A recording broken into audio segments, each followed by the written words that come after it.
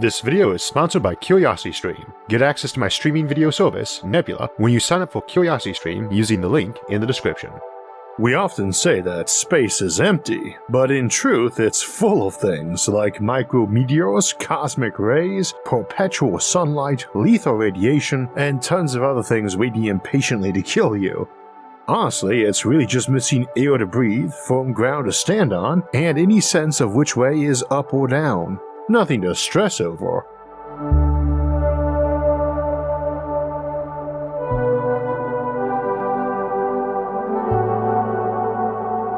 Earlier this year, I was attending a conference on space development, and there was a fascinating talk on psychology in space, and I ended up chatting a lot during the conference with its presenter, Logan Smith. And a lot of what we spoke about was on the challenges any psychologist faces just trying to work with astronauts, especially if you introduce light lag into the mix.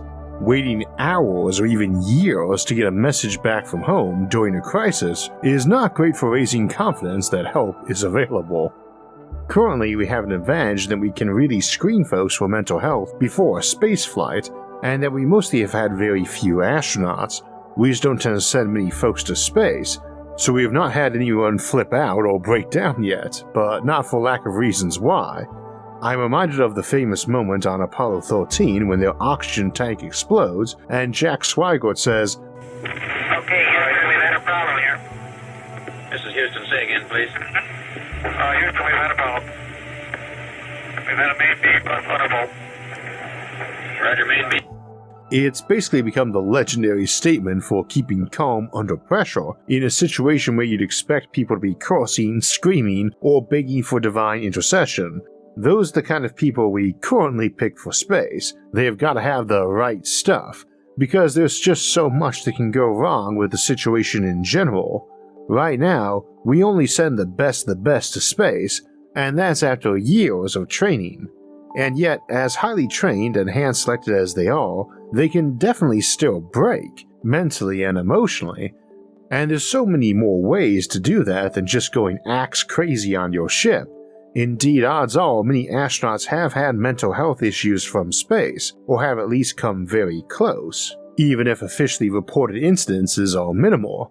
Perhaps cosmonaut Valery Ryumin said it best when he wrote in his journal on board the Salyut 6 space station, "All the conditions necessary for murder are met if you shut two men in a cabin measuring 18 feet by 20 and leave them together for 2 months." It isn't hard to imagine how much worse that could get on some 2-year mission to Mars, or 2-decade mission to a neighboring star. I once spent 14 consecutive months living in a desert during a war alongside over 100 folks I knew well, and for several months of that we were getting hit with rocket and mortar attacks daily, in the places we would eat, sleep, and try to relax, and that was in addition to everything we encountered whilst away on missions. It frayed nerves and tempers, and degraded performance and reaction. The stress hit everyone differently, and everyone was tough but to different degrees and in different ways. No one is immune. I've even been on missions with special forces and they deserve their reputation, but they still feel the stress. The life conditions themselves just slowly ate away at us, and we see something similar on the space station, as we do in submarine shelters or refugee camps, prisons or isolated research or military outposts, and in a lot of other different environments that just push people to each of their respective limits. Probably the most stressful protracted stay in my life would be my 14-month deployment to Iraq, so I'll be drawing on that for analogies a lot today, but even garrison life in the barracks, overseas in a country with a different language, or living in the dormitories away from home in college can show some strong analogies for space. Stress is stress, and its causes vary in origin and severity, but a lot are universal. And again, no one is immune. Today we'll be discussing how to deal with this in space, both what the stressors are and what the supportive measures are, and many will be familiar because a lot of stress is part of humanity and life, not necessarily Earth versus in orbit. Maybe you'll hear some stressors you know and others that you might not, and maybe you'll hear about methods and ideas for dealing with stress that could help you with your own. Everyone's got stress in life, and while this episode was not made for helping the audience with their own stress, it certainly would be a nice icing on the cake. Speaking of which, don't forget to get a drink and a snack as we'll be here for a bit, and you may as well hit those like, subscribe, and notification buttons whilst you're at it. Now we want to be a bit categorical about this, so we'll be looking at categories of spaceflight stressors, physiological and physical stressors, psychological stressors, human factor stressors, and habitability stressors. We will also be drawing from categories of supportive measures for dealing with these stressors, which can include lifestyle interventions, social interventions, psychological interventions, habitat-related interventions, and mission structural interventions.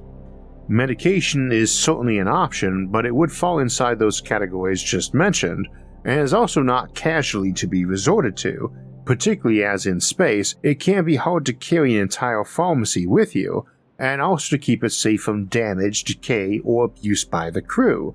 And you also have to worry about atypical side effects and chemical interactions from many environmental factors, whilst also taking great care to be acutely aware of any new factors that may be introduced by being in space. Not an easy task by any means, when you're looking at a truly huge list of medications prescribed regularly down on Earth. They may even have to go as far as conducting the same trials and studies that are done on Earth, but in space, and for every medication they could possibly think they might need. It would be an understatement to say it's not going to be easy ferrying all those people up there for the trials. Of course, it might also be the case that we have to streamline the use of many other interventions too. As a quick example, air pressure and composition have a huge effect on taste buds, but humans can handle much lower air pressure than what you normally find on the ground on Earth. The lower your air pressure, the slower you leak air if something were to happen, so airplanes and spaceships like to keep their air pressure lower than what it is at sea level, and as a result, the food often needs to be drastically altered so that it doesn't taste awful at those lower pressures. So even an intervention like good food, which can make folks feel better and feel more kindly disposed to those who prepared the meal or shared it with them, can go awry if everything just tastes bad because someone overlooked that the perception of the taste might be altered at those lower pressures, especially if the stress they were seeking to counter was a slow leak requiring even lower pressures than normal on the station, and thus lacking good data. A problem we also see with military food, where the need for compact and shelf-stable items makes for meals ready to eat, or MREs, that are often not great at providing emotional relief, even when nutritionally sound. MREs are one of those areas of heavy interest to NASA, and also an area where the US military has wisely invested vast resources and efforts into, and could probably use more, since at its core it's a disaster food too for war zones and refugees, and meals aimed at relieving stress can save a lot of problems. Technology matters a lot when it comes to relieving stress, and it is important to note that our current approach to spaceflight is extremely primitive compared to where we are going as a species. We have terrible ways to get into space at an exorbitant cost, and in almost an entire lifetime of spaceflight now, we still haven't sent anywhere near 1,000 people to space yet, and their combined stays only add up to a couple individual lifetimes. That is abysmal compared to where we are going as a species and where we need to get to make that journey. And a lot of these problems are going to be solved by just getting better at spaceflight in general. Cheaper acquisition of the mass already in space, or cheaper means of driving mass into space and more experience at using it, will solve so many of these problems, or should at least mitigate them. Those we'll mention in passing or as examples of easy fixes, or what we'll call low-hanging fruits, but we're all a bit more interested in the ones that will be harder to solve and are more about space rather than simply our needs to do things on a budget, low in both mass and experience. But those will likely still be in play on things like distant new colonies or asteroid mines where budget and resources might be lean even in the future. So I quickly mentioned known spaceflight stressors and interventions as general categories, and I thought we would go through these in more detail now with some examples. None of these are exhaustive either, and some will give more time to than others. But let's keep in mind, while we will mention our current methods of dealing with stressors in space, our approaches will radically change when we have millions of people living and working in space. In the next 100 years, going to space will probably be about as accessible as it currently is for most US citizens to take a trip to Europe. You might not have done it, but chances are you know somebody who has, and you probably could make it happen if you really wanted to. So, if we have many more people going into space, and the journey from Earth to space doesn't require cherry-picking of select candidates who then receive years of training and preparation, then we need to be prepared for people who might find that they have a difficult time staying sane in space. First, as a quick aside, we care so much about reducing stress in space for many reasons. Besides wanting people to enjoy their time in space, increased stress leads to decreased productivity, increased interpersonal conflict, and drastically increased risk of developing a serious psychological problem, which can obviously lead to all sorts of mission catastrophes. When you're far from home and the environment wants to kill you, we do not want people developing psychological problems, so let's prevent that wherever we can. Let's begin with physiological and physical stressors.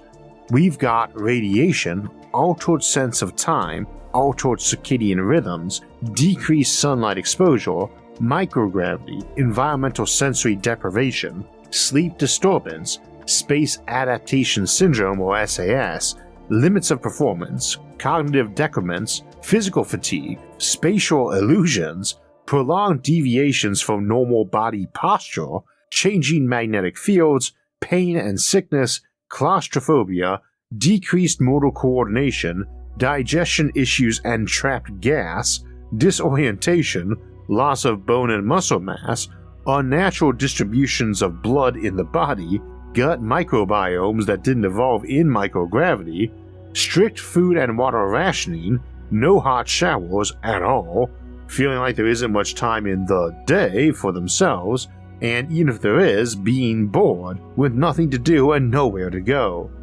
I'm sure you can think of several examples yourself. It's a category that comes with some low-hanging fruit. For instance, most of the issues with sleep deprivation, which is huge for astronauts, can probably be laid at the feet of the circadian rhythm, and would largely be down to not only inadequate sunlight, but, using the ISS example, from the astronauts experiencing daylight and nightfall multiple times over a 24-hour period. All of the space stations and shuttles have orbited Earth about once every 90 minutes, or 16 times a day, meaning even if you could put in windows everywhere for natural sunlight, they're getting that at 16 times the rate of change we see with our normal 24-hour day. Humans are very, very attuned to that 24-hour day, and sunlight appears to be the single biggest regulator of that. Windows in spaceships that are further away from Earth wouldn't have day cycle either, they would have perpetual sunlight. Indeed, even just up at geostationary altitudes, where you have a 24-hour day, there's no real night anymore. Earth is only eclipsing the sun for about 70 minutes, not half the day, and only at the equinox.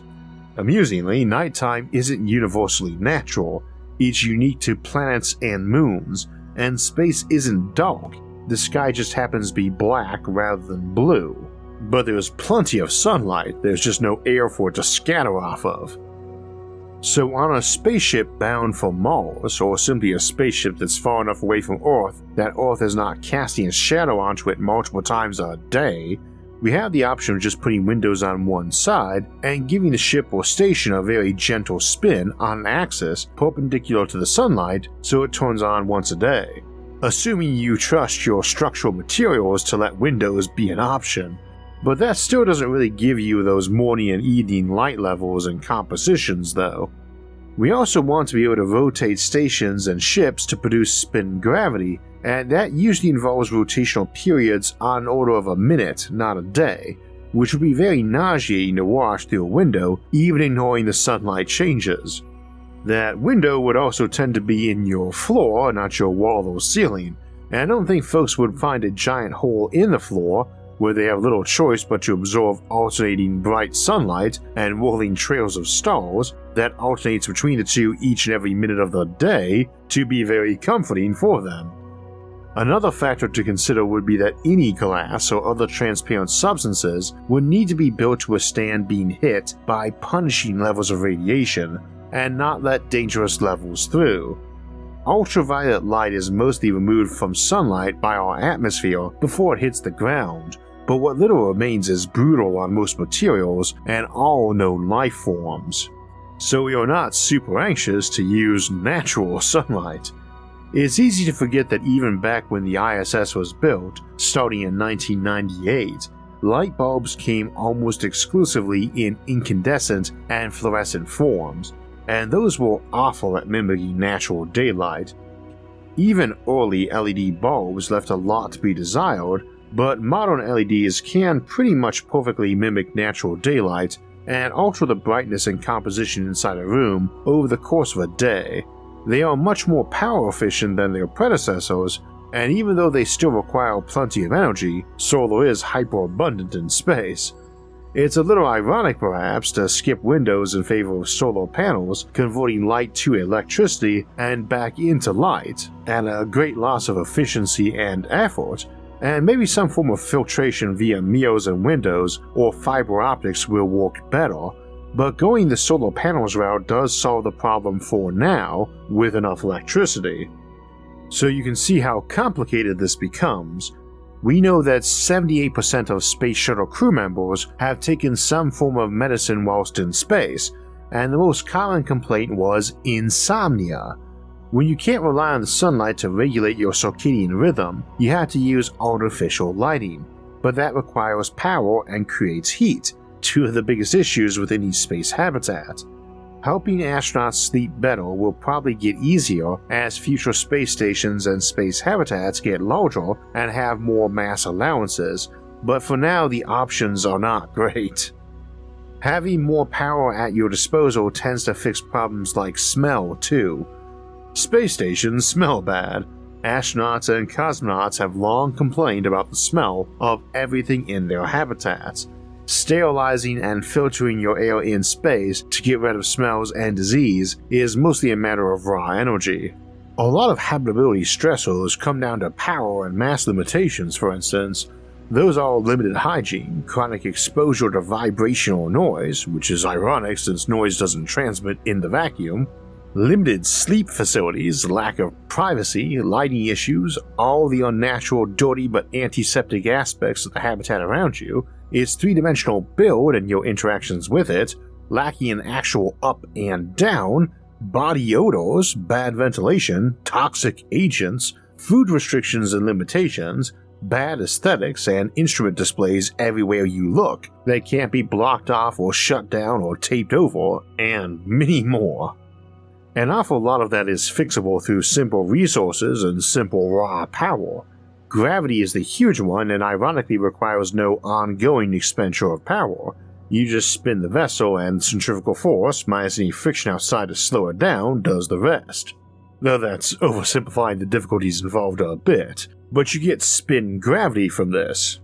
Then you stop needing weird and humiliating plumbing just to use the bathroom and having to deal with or be anxious about crumbs and dead skin cells floating everywhere.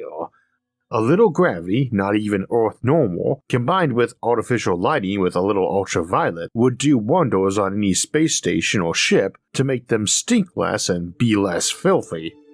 That's a huge one psychologically, and is actually what inspired the title today of Staying Sane in Space.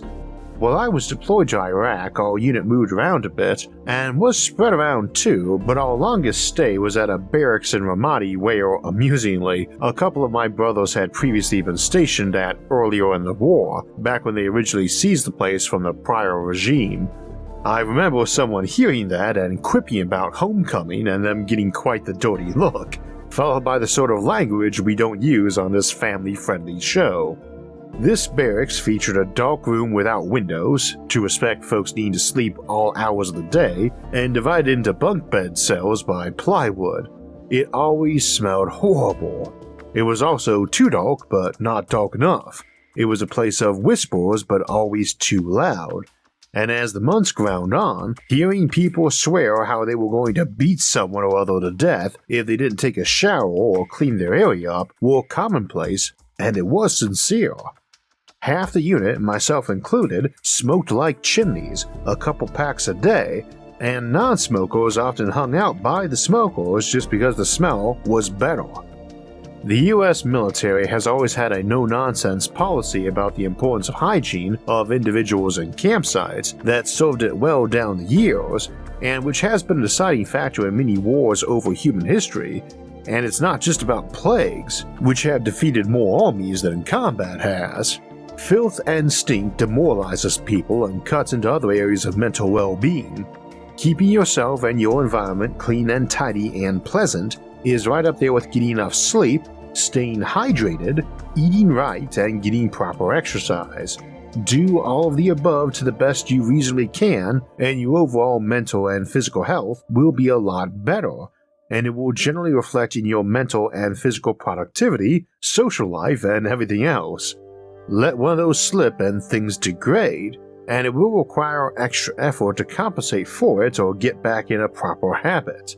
Addressing those problems in a team environment can often help with morale, cohesion, retention, and productivity too, and obviously are must-dos in long-range space situations, like Mars missions, outposts or base, asteroid mines, or colonies.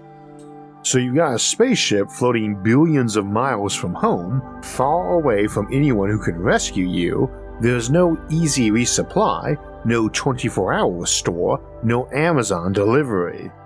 Now on the one hand, it is worth noting that all that prep for stuff like that can be a very effective treatment for stress too. Prepping for an unlikely zombie apocalypse or any other kind of doomsday scenario does tend to make folks gain a degree of self-sufficiency, physically and emotionally, and that really does make them better at handling other crises when it comes up. But on the other hand, over-prepping can get pathological, of course, and I tend to tilt that way at times myself, but training and preparation themselves are usually good for stress management, in addition to just making a stressful situation less likely to happen and easier to manage if it does. So your spaceship needs to have a huge archive of how-to videos on it, not just because light lag makes getting real-time instruction or help nigh impossible, but simply knowing it's there and having skimmed through it will help your crew a lot. You have a lot of situations you can't prepare for or simulate, but simply just having general life experience and the right resources on hand will help in all those other situations.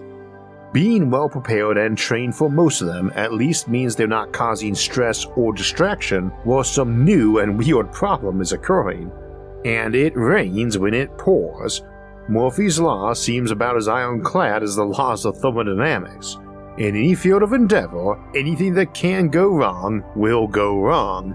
Left to themselves, they will always go from bad to worse, and if multiple things can go wrong, they will most likely do so at the same time. There is some real truth to that too, because the more distracted and stressed out folks are, the more things get missed, done half right, or delayed, and the more likely you are not to catch a teammate slip up or vice versa. Automation doesn't get distracted, and it's also a good reason for getting into the habit of making checklists, not just because people do better off a checklist than from memory, but because they don't get offended by a checklist the way we all get touchy when someone reminds us of something, often even when we did actually forget. I mentioned that I got the idea for this video after talking with a presenter at a conference about space psychology, and one of the things that Logan had been talking about in his presentation was automated counseling and therapy options for space, where a psychologist isn't likely to be on hand in real-time live.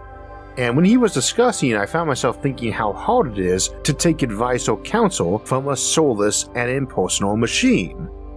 Then I found myself thinking how, often, it is easier to take advice or direction from a soulless, impersonal machine. It's not keeping a scorecard or getting smug at correcting you, and you don't think it is either. If it asks you to say yes or no to a bunch of symptoms, you're not worried about it secretly judging you or going to be mocking you or calling you a liar or gossiping about you. and you know it's just cross-referencing those symptoms and severities with tables of what it might be, and when it tells you to go to bed, or get some exercise, or drink some water, it feels different than another person saying it to you. This becomes especially helpful when you imagine an authority figure, like a captain of a ship, needing therapy. How could he tell anybody on board, or anybody back home, that he needed psychological help? That's a recipe for mutiny. But an unjudging automated assistant? That is an actual option for someone in authority. Emphasis on authority here because that's going to be very strained. A few months back we had our episode Life as a Planetary Explorer, and the captain of the Explorer spaceship, which I dubbed the Firefly for good reason, is mulling over who is currently paying him or his crew and what exactly they could spend money on, or why they should be continuing their mission or following his orders. Every order you issue is going to be affecting your overall authority with the crew, and same for every order from home, but impersonal automated things don't really do that as much. We can get irritated by instruction manuals or how-to videos or maintenance checklists, but we don't really feel bossed around by them. Procedures and protocols help with that too, even when it is a live person. When you're a soldier, a lot of times you are taking an order or issuing one. It's really the protocol or tradition issuing the command, not the individual. People don't really have to make as many decisions about what to order people to do, or whether or not to obey that person, as one might think. Protocols and checklists also minimize decision making, and that's a huge one for stress. Every decision you make burns out your willpower for the day, and that isn't automatically refreshed by some sleep, let alone bad sleep. You're aiming for everyone to have just enough decisions on day-to-day life not to feel shoved around, while also not having to stress out deciding minor stuff, and having personal routines are handy for that, though they have their downsides too, of course. We have barely scratched the surface of those stressors associated with spaceflight, and why staying sane in space is so hard, and we are already nearing the end of the episode. Let's try to summarize a few more stressors just to give you a better idea of what mission planners have to deal with now, and will have to deal with later as we prepare to go into deep space. The psychological stressors of spaceflight are incredibly relevant here. Things like isolation, confinement, and loneliness will be a chief concern, but those are easy to think of. Less apparent psychological stressors are things like mission complexity, mental fatigue, information overload, changing career motivations, and a sense of a loss of control. We also can't forget about boredom. Being in space for months or years on end will tend to get monotonous and boring. Staying busy will be crucial here, but you also do not want to give an astronaut so much work to do that they feel micromanaged or as if they don't have any freedom or free time. Another psychological stressor that can't be overlooked are transcendental experiences. Astronauts and high-altitude pilots have long spoken of the overview effect, where being high above the ground can give you a new perspective on life on Earth, spirituality, and what it means to be human. Folks can feel this way just reaching a mountain peak and overseeing the vast landscape below. In fact, most astronauts who return to Earth report some degree of spiritual changes in their worldview. But aside from these positive transcendental experiences, there is also the very real risk of an astronaut becoming so overcome with euphoria that they threaten the safety of themselves or their crew. In fact, there was once a Russian Salyut mission where a cosmonaut became so mesmerized with the beauty of the Earth that they attempted an unscheduled spacewalk without being tethered to the spacecraft. He was only saved from disaster when another cosmonaut realized what was happening and grabbed his foot at the last second. As you can see, even the good psychological effects of space can be a stressor and a real hazard. Psychosocial stressors are also worth mentioning. Things like disruptions in family life, leadership challenges, personality differences, multicultural differences, and differences between careers or specialties can all fracture group cohesiveness. We also have no idea what will happen when crew members engage in sexual behavior in space. There is no data on this. NASA has forbidden any research of this, But it seems inevitable. Can it even happen? Is it medically dangerous? Will it harm group cohesion? We can only guess. Okay, so we covered the fact that space is stressful, and we touched on the idea that there are a lot of different categories of stressors. We also know there are different categories for supportive measures to reduce that stress, and oftentimes one supportive measure can reduce multiple different stressors. For example, providing virtual reality environments to see Earth and have virtual visits with family or friends can reduce loneliness, reduce isolation, improve general happiness levels, and reduce general stress levels. This makes everything better. For another example, providing better nutrition in space can not only boost an astronaut's mood directly, but can also improve their mental health indirectly by easing aches and pains, improving energy levels, improving their sleep quality, and helping them have more mental clarity. You fix one thing, you fix many others. However, the opposite is also true. When you break one thing, you break many others. As we say, when it rains, it pours. While we have no known instances of actual mental health disorders in space, we have come awfully close. For example, the crew of the American Skylab mission once ceased all work for a day and cut off communications with mission control after stress boiled too high. Similarly, a Soyuz mission once had to end 60% earlier than planned due to behavioral issues with the crew. These are examples of mental health problems due to stress while near Earth. So what happens when a crew is in deep space? Needless to say, it might be very costly to find out. Another question often asked is, what happens if someone finally does snap and tries to kill other crew members or themselves? There are countless examples from science fiction of this, and it's something that space agencies have thought of. Currently, the International Space Station has powerful psychotropic medicines to sedate someone, along with restraints, and the standard procedure is for there to be an emergency return to Earth as soon as possible. But what if Earth is far away? Medications and restraints are one option, but returning that person back to mental stability would be much more preferable than simply throwing them in the brig or shoving them out the airlock. Not only does that lose you a crew member, but it would be brutal on the morale of the other crew. That's why reducing stress is so important. Feelings of anxiousness left unaddressed could become an anxiety or panic disorder. Feelings of depression could become a depressive disorder, or worse. We haven't experienced a psychotic break in space yet, or a suicide attempt, but it could very well happen. Space is stressful, and people's mental health can deteriorate when they are under too much stress for too long of a time. And that's not even getting into the complete unknowns about deep space. How will the human psyche handle not being able to see Earth at all? Or seeing an alien planet or alien life? Or if they do see Earth, realizing it's just a pale blue dot? What will happen when it starts to dawn on you that you will not see Earth for 3 years, 8 years, or ever again? We just have no way of knowing. That's why it's so important that we pay attention to space psychology now, work out the kinks, and find ways to reduce stress and improve mental health at all stages of spaceflight. Finding the answers now will help humanity venture into the stars faster and with fewer tragedies and greater success. And maybe help us back here at home too, as other space-based technologies and techniques have done.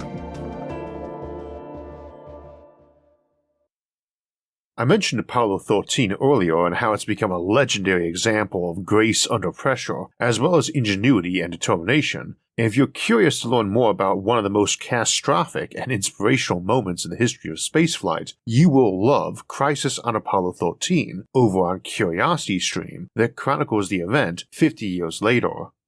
Also, one thing that came to mind while prepping this episode was if sanity in space might be a Fermi paradox filter, so we are going to have an extended edition of today's episode over on Nebula to take some time to examine the notion of alien psychology as a Fermi paradox filter for spaceflight, what traits are needed or beneficial to reach the stars.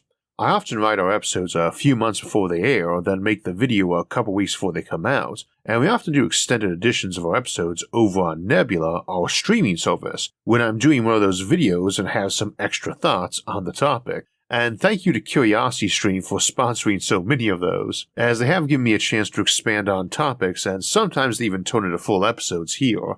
Nebula, which is now the largest creator-owned streaming service, was started by a handful of us as a way to give creators more options for their work and a platform designed for creators and their audiences, not ads. And every new episode of SFIA comes out there a few days earlier and without ads or sponsor reads. We also have an audio-only version of our show available there too, early and ad-free, as a podcast, as well as all of our extended editions and some Nebula exclusives like Planets vs. Megastructures and the Coexistence with Aliens series. Nebula is a great way to help support some of your favorite channels while getting ad-free content and bonus material.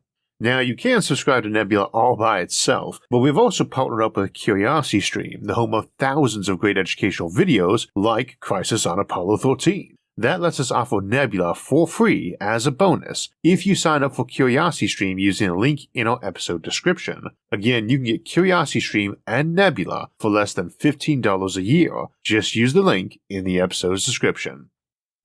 I want to thank Logan Smith again for his help on this episode and for his work on the topic in general.